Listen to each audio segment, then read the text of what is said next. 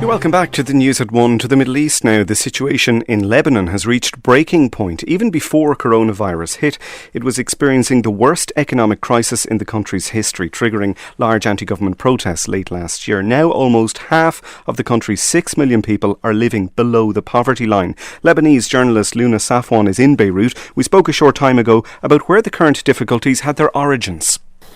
Well, back when the protests started in October, the protests basically erupted because there were talks about some taxes that were going to be imposed on the Lebanese. Back then, we did feel that we have an economic problem because the prices were starting to double a little on some products, but it wasn't really something tangible that people were touch basing on in their everyday lives. And then the prices started doubling and tripling as the Lebanese pound started gradually losing its value.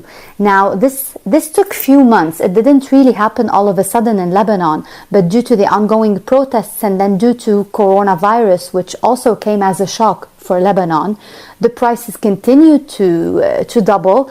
Weirdly enough, the Lebanese pound was not stable at all during that time. The US dollar in the market was disappearing. Huge quantities were disappearing, and that's when recently, around a month and a half ago, that was it. The Lebanese pound lost around 60% and then 80% of its value, a total loss of any US dollar existing in the market. Part of the difficulty is the reliance on imported goods in Lebanon. You're living there. Mm-hmm. What practical day-to-day problem are people facing in trying to go about their lives? Well, right now people are very worried about two main things. If we move food and these type of goods aside, medicine and medical equipment. We don't really produce a big amount of medicines in Lebanon and of specific pills.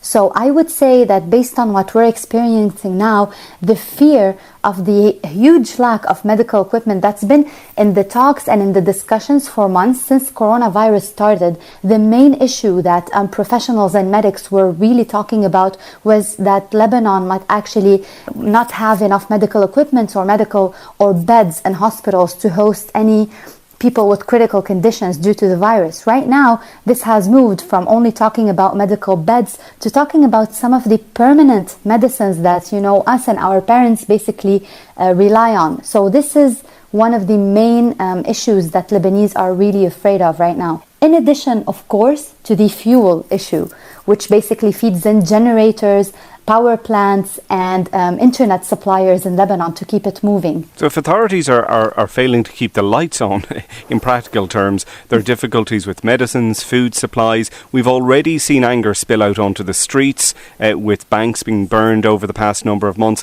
You spoke about that, frustration with politicians. How is keeping a lid on this going to be possible? Actually, right now, this is accumulating and what we're witnessing right now in the streets, honestly, is very different from what we witnessed before. When the Lebanon protests started, the groups were very homogeneous and people had a certain vision.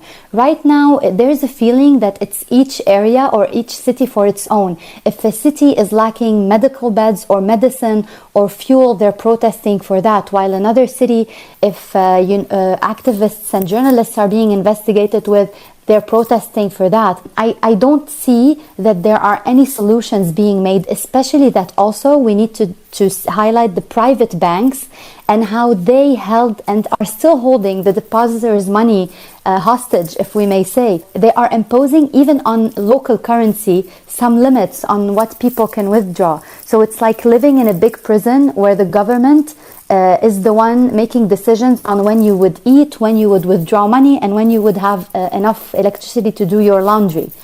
And sometimes you have to make the tough decision of making laundry or lighting up some light bulbs or uploading files online. And this is something that we've been all talking about. That's Luna Safwan speaking to us from Beirut.